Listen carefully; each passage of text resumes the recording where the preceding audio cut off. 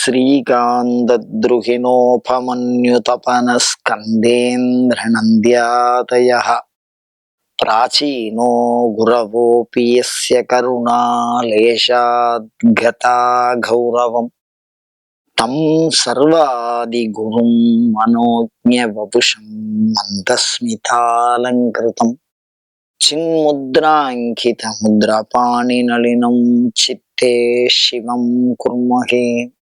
नमस्सरसे नमस्सरस्वतये नमस्सकीनां पुरोकानां चक्षुषे நமோ திவே நம பிருதிவே நம. சங்கரா தொலைக்காட்சி நேரலை நமஸ்காரம். லலிதா சகஸ்ரநாமம் சிந்தித்துக் கொண்டிருக்கிறோம். 966வது நாமாவளி லீலா வினோதினி. பந்தூக குசும பிரக்யா பாலா லீலா வினோதினி. வினோதம் அப்படிங்கிறது மகிழ்ச்சி அடைவது அப்படின்னு, லீலை அப்படிங்கிறது விளையாடுவது அப்படின்னு தான் எடுத்துக்கணும். அம்பாளை பொறுத்த வரைக்கும் விளையாடுதான். விளையாட்டால் மகிழ்ச்சி அடைபவள், விளையாட்டால் தான் மகிழ்பவள், விளையாட்டால் பிறரை மகிழ்விப்பவர்கள், விளையாட்டாக தொழுதாலும் அதை ஏற்று மகிழ்பவள். அப்படிதான் அதுக்கு விளக்கம் சொல்ல வேண்டியதா. அப்படி என்ன விஷயம் இதை சொல்லணும்னா, லீலா வினோதினி ஒரு பெரிய மந்திரவாதி, வித்தைக்காரன் தான். எங்க பார்த்தாலும் வித்தை காட்டி பழப்போம். அந்த காலத்துல கோயில் விழாக்கள் நடக்குதுல்ல, அந்த விழாக்கள்ல அதிகமா கடை தெருக்கள் போட்டு அங்க வியாபாரம் பண்ணி அது மூலியமா பொருள் ஈட்டக்கூடிய வழக்கம் இருந்திருக்கு. இப்ப இருக்க மாதிரி ஒரு பெரிய ஒரு போக்குவரத்து சாதனம்லாம் கிடையாது இல்ல. நான் சொல்ற ஒரு 1000 வருஷத்துக்கு முன்னாடி அந்த அளவுக்கு எல்லாம் இல்லை. அதுல ஊருக்குள்ள ஒரு மகிழ்ச்சி அப்படின்னா அந்த ஒரு குறிப்பிட்ட ஒரு எல்லை தானே. அதுக்குள்ளேருந்து எத்தனை பேர் வர முடியும், அதுக்குள்ள அந்த பொருளுக்குள்ள எவ்வளவு பொருளை உள்ள கொண்டு வர முடியும். அந்த மாதிரி இப்ப உள்ள நிலை இல்லை. அப்ப உள்ள யோசிச்சு பாருங்க. அதுல ஒரு சில கஷ்டங்கள்லாம் ஒரு சில பேருக்கு உண்டு. என்ன உழவு பண்ண போறோம், உணவு பொருள் கொஞ்சம் நன்னா விளையும். மற்றபடி மற்ற விஷயங்கள்லாம் என்ன வரும் உள்ளுக்குள்ள. ஊர்ல முக்காவாசி இடம் வயலா இருந்தோன்னு வச்சுக்கோங்க, நிறைய நெல் இருக்கும், சாப்பிடலாம், முன்னுல பசு இருக்கு, சாப்பிடலாம், காய்கறி, அவ்வளவுதான். அந்த மாதிரி அப்ப பொழப்புக்கு ரொம்ப கஷ்டமா இருக்கும். உழவு பண்றவா நல்லா இருப்பா, மற்றபடி சிற்பி, ரதாக்காரா, ஊர்ல நிறைய துறைகள் இருக்குல்ல. அது மாதிரி மாயாஜாலம் பண்ணி பிழைக்கிறதும் ஒரு கூட்டம்.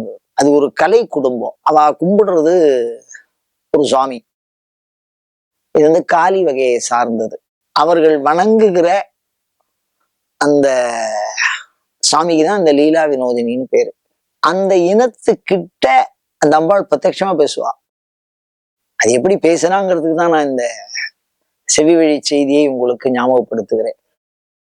அதாவது ஊருக்கா போய் எந்த ஊர்ல விழா நடக்குதோ அந்த ஊர்ல கரகம் எடுக்கிறது, இல்ல ஆடுறது, இல்ல வேஷம் போட்டுக்கிறது, இல்ல நாடகம் மாதிரி நடிக்கிறது, அந்த மாதிரி ஒரு கலை குடும்பம் அங்கெங்க இருக்கும். அவ ஊர்ல அந்த கச்சேரி வைப்பா, விழா காலங்கள். அது மாதிரி ஒரு மந்திரவாத வித்தை பண்ணி பிழைக்கிறோம். அவன் சொல்றான், இந்த விழாவுக்கு நல்ல கூட்டம் வரணும், கூட்டம் வர்றதோட மாத்திரம் இல்லாம எனக்கு கொஞ்சம் கலெக்ஷன் வரணும் தானே, செல்வம் வறுமை. அந்த காலத்துல எப்போவாவது தூரம் விழா வரும், அதுல சம்பாதிச்சாதான், அது சேர்த்து வச்சுட்டாதான் வாழ்க்கை. அது மாதிரி எனக்கு அதிகமா வரணும் அப்படின்னு வேண்டிக்கிறேன். அப்படி வந்தா நான் ஏதாவது உனக்கு செய்யறேன். அம்பாள் அவங்க கூட விளையாடு, இந்த கிழ கூத்தாடி கூட அப்படின்னு முடிவு பண்ணிட்டா. சரியான காசு, ஏகப்பட்ட கூட்டம், நல்லா காசு சம்பாதிச்சிட்டான்.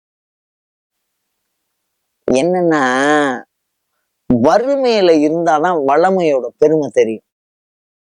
அபிராம்பட்டர் சொல்லுவாரு, இல்லாமை சொல்லி ஒருவர் தம்பார் சென்று இழிவுபட்டு நில்லாமை நெஞ்சில் நினைவுகிறேல். வறுமை நம்மளை பாதிக்காம இருக்கணும்னு நினைச்சுன்னா அம்பாளை கும்பிடுவாங்க. மிரட்டுவார் நம்மளை, அம்பாளை கும்பிட வைக்கணும். அதுதான் அவருடைய நோக்கம். கும்பிட்டா எல்லா சௌக்கியத்தையும் அடைஞ்சு வருவார்.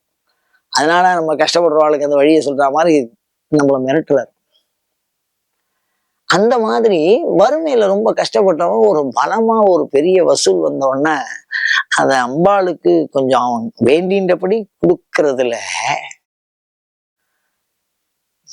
மனித மனம் யோசிச்சு பாருங்க, கொடுக்கறதுல அவன் கொஞ்சம் தயக்கம். சரி நம்ம வச்சுட்டோம், நம்மளே வச்சுக்கலாம், இருந்தாலும் வேண்டின்ட்டோம், அம்பாள் தான் கொடுத்துருக்கான்னு நமக்கு தெரியுது. இருந்தாலும் அந்த காசு மேல அவ்வளவு காசை கொடுக்கறதுக்கு மனசு வரல அவனுக்கு. பாவம், வறுமையில இருந்தவன். அவனுக்கு இந்த விலையை விட்டா திருப்பி எப்ப வாய்ப்பு கிடைக்கும் தெரியாது இல்லையோ. அதனால அப்போ ஒரு யுக்தியை கையாண்டான். பார், நான் அங்கங்க போய் கூத்து கட்டும் போது எனக்குன்னு ஒரு ப்ராப்பர் கூலி இருக்கு. அந்த கூலிய வாங்கிட்டு தான் நான் கட்டுறேன். அந்த மாதிரி ஒரு சில வித்தைகளை செய்யும் போது இவ்வளவு வருமானம் வருது அப்படிங்கிற மாதிரி நான் உனக்கு இந்த காசா கொடுக்காம வித்தியா நான் உனக்கு முன்னாடி செஞ்சு காமிச்சிடுறேன். அப்படி அம்பாள் முடிவு பண்ணியிருக்கா அவன் கூட விளையாடணும். பிரமாதமா வித்தை பண்ணி காமிக்கிறான். யாருக்கு? அம்பாளுக்கு. அவளே லீலா வினோதினி. அவன் முன்னாடி வித்தை பண்ணி காமிக்கிறான். பிரமாதமா காமிச்ச உடனே அம்பாள் அப்படியே அப்படியே நின்றுட்டே இருக்கலாம். இப்ப அவனுக்குள்ள மனசுக்குள்ள என்ன தோணுது? நம்ம இந்த பொருள் பற்றி நம்மளை போட்டு படாப்படுத்துது, இந்த காசு கொடுக்கறதுக்கு மனசு இல்லை. இப்ப அம்பாள் நம்ம இந்த வித்தை காட்டுற அந்த மாயாஜாலத்தை ரசிச்சாலா இல்லையா? அது மனசு கொஞ்சம் கஷ்டமா இருக்கும் இல்லையோ. அதனால உனக்கு நான் வித்தை காமிச்சுட்டே இருக்கேன், எந்த விதமான ஒரு நன்னா இருக்குன்னு ஒண்ணு சொன்னா கை தட்டணுமோ இல்லையோ, இல்ல ஏதாவது ஒண்ணு சொல்லணுமோ இல்லையோ, நல்லா இருக்குன்னு அவன் சொல்லணுமோ இல்லையோ. அவன் விளையாட்டுட்டே இருந்தான், காமிச்சுட்டே இருக்கான். அவனுக்கு உடல் சலித்து போகிறது. அப்ப வேண்டிக்கிறான், காசுக்காக தான் நான் இந்த மாதிரி பண்றேன்னு உனக்கு தெரியுது.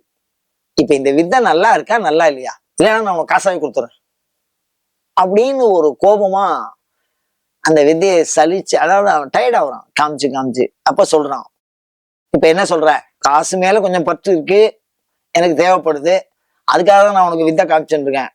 நான் இவ்வளவு நேரம் இங்க காமிச்சுட்டே இருக்கேன், நீ எனக்கு எதுவும் பதில் சொல்ல மாட்டேங்கிற. தனியா அந்த காசை எடுத்துன்னு போறதுக்கு எனக்கு மனசு வர மாட்டேங்குது. என்ன சொல்ற? நல்லா இருக்கா நல்லா இல்லையா இப்போ அப்படின்னு இப்ப நான் எப்படி கேட்கணுமோ அது மாதிரி கேட்டுக்கலாம். அம்பாள் பரம கருணாமூர்த்தி, பிரமாதமா இருக்கா அப்படின்னு கையை இப்படி தட்டினாலாம். எதுக்கு சொல்றேன் அப்படின்னா, அதுதான் லீலா வினோதினி.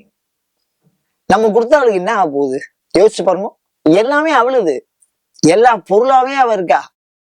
இருந்தாலும் இந்த குழந்தைகள் அம்மா கிட்ட விளையாடும் போது, மழலையா இருக்கும்போது தப்பு தப்பா ஏதாவது பேசும்.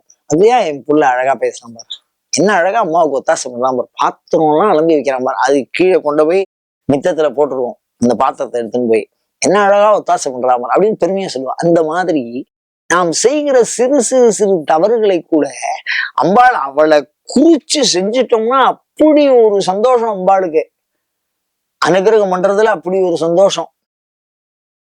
கஷ்டப்பட்டு அனுகிரகம் பண்றது வேற. அம்பாளை பொறுத்த வரைக்கும் யாருக்காவது அனுகிரகம் பண்ணா அவளுக்கு தான் சந்தோஷம்.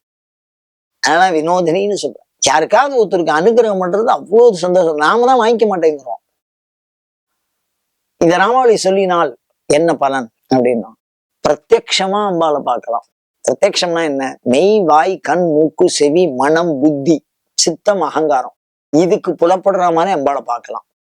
அப்படிப்பட்ட அம்பாளை நேர்ல ஆக்ஷன் வர அற்புதமான நாமாவளி லீலா வினோதினி. சொல்லி பயன்பெறுவோமாக. அயம் தர்மஹா உத்தரோத்தராபிவிருத்தி ரஸ்து.